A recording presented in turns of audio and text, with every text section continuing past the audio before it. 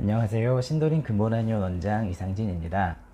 근본한의원은 병의 원인을 찾아 몸의 근본을 다스리는 뜻을 담아 만든 이름입니다. 오늘은 교통사고로 인한 통증, 교통사고 후유증에 대해서 한번 알아보려고 합니다.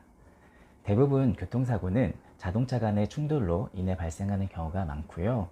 간혹 차량과 사람 간에서도 일어나기도 합니다.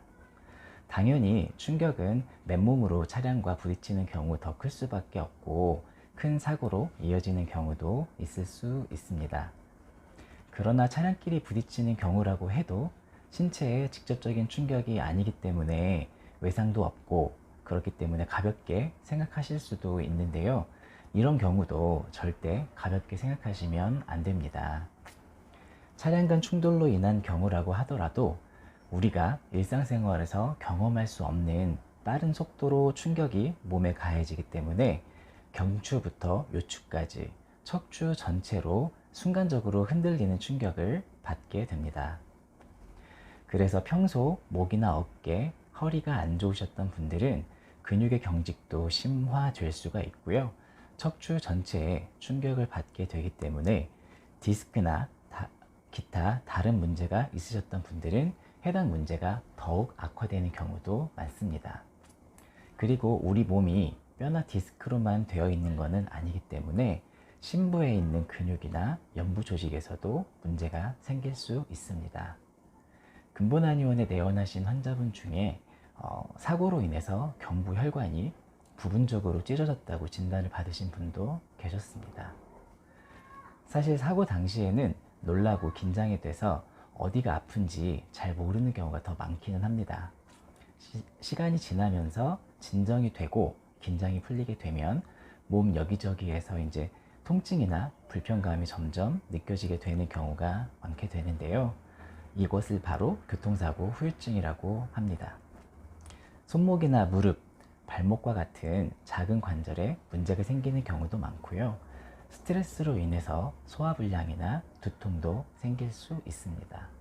간혹 충격이 너무 강했던 경우에는 머리를 직접 부딪히지 않았다고 하더라도 구토 증상과 현기증, 두통과 같은 증상이 생기는 경우도 있습니다. 바로 뇌진탕 증상인데요.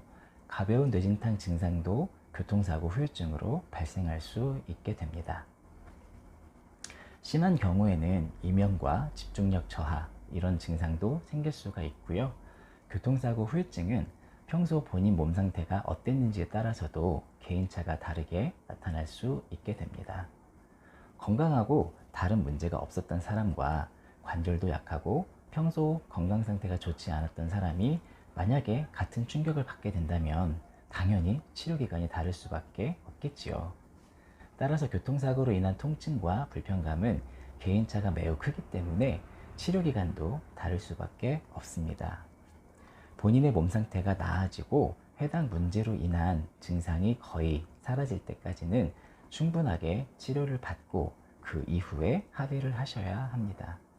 괜찮을 것 같아서 그냥 미리 합의를 하거나 치료를 받지 않으셨다가 차후에 몸이 안 좋아지셔가지고 후회하시는 분들도 간혹 보게 되는데요. 교통사고는 자동차 보험으로만 치료를 받기 때문에 합의를 해버리고 나게 되면 그 이후의 치료는 건강보험 적용이 되질 않습니다. 그렇게 되면 일반으로 치료를 받아야 되는데요. 일반 치료는 평소보다 치료비가 훨씬 더 많이 나올 수가 있기 때문에 자동차 보험으로 충분하게 치료를 받고 그 이상 더 이상 치료를 받지 않아도 몸이 나아진 상태가 되어서 호전이 충분하게 되게 된다면 그때 합의를 하시면 됩니다. 치료기간이 길면 합의금이 적어진다거나 합의에 문제가 생길 수 있다는 그런 잘못된 정보도 있는데요. 대인 접수로 인한 치료 부분과 합의 부분은 전혀 상관이 없다고 생각하시면 되겠습니다. 오히려 많이 다치거나 증상이 심해서 오래 치료를 받는다면 일상생활에 사실 더 문제가 되기 때문에 합의금도 더 받아야 되지 않을까요? 교통사고로 인한 증상에 대한 한의학적인 치료 부분은 다음 편에서 설명드리도록 하겠습니다. 이상 신도림 근본한의원 원장 이상진이었습니다. 감사합니다.